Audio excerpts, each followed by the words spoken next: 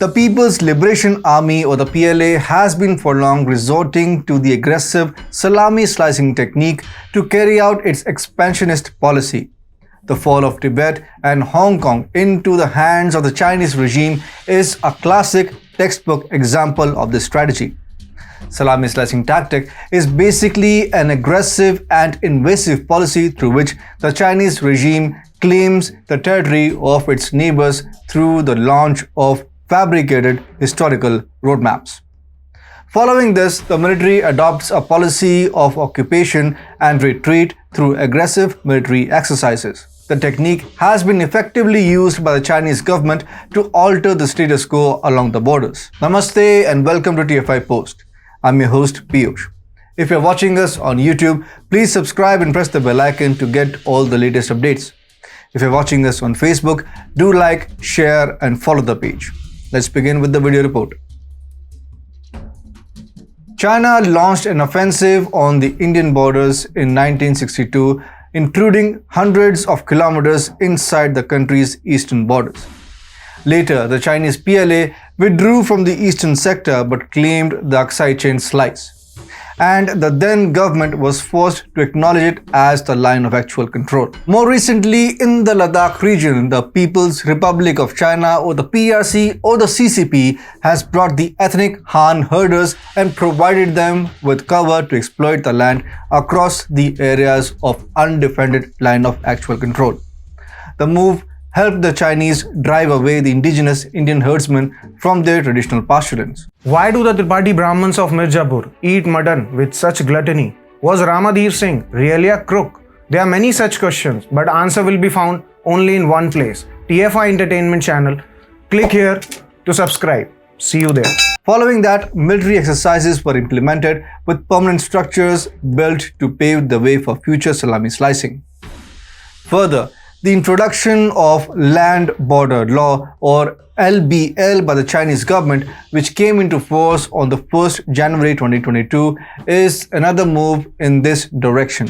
The law came in light of the growing tensions with India. Through this act, China has created disputes all over various Indian territories and asserts that it will resolutely defend territorial sovereignty and land border as per the report by Policy Research Group or POREG.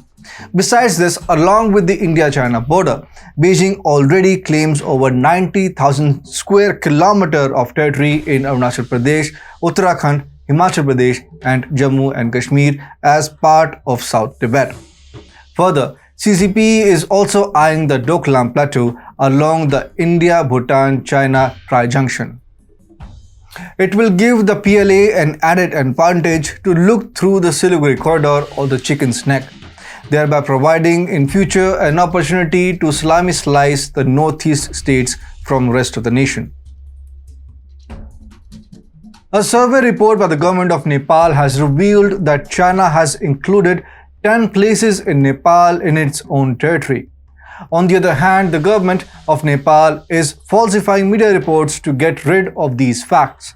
It is being said that China has taken this action under the salami-slicing policy. China has also carried out the expansion of border towns in bordering areas of Nepal and Bhutan, namely Gyalafang among others, under the salami-slicing tactic. Furthermore, in the South and East China Seas, the salami-slicing tactic was applied by the PLA through the use of hydrocarbon exploration leases and assertion of fishing rights.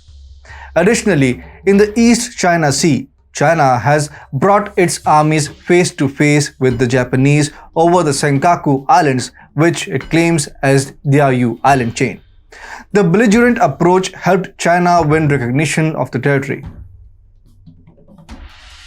Late General Bipin Rawat, the first Chief of Defence Staff, warned against the salami-slicing methods adopted by the PLA and the CCP and saw them as a great threat to the integrity of the nation.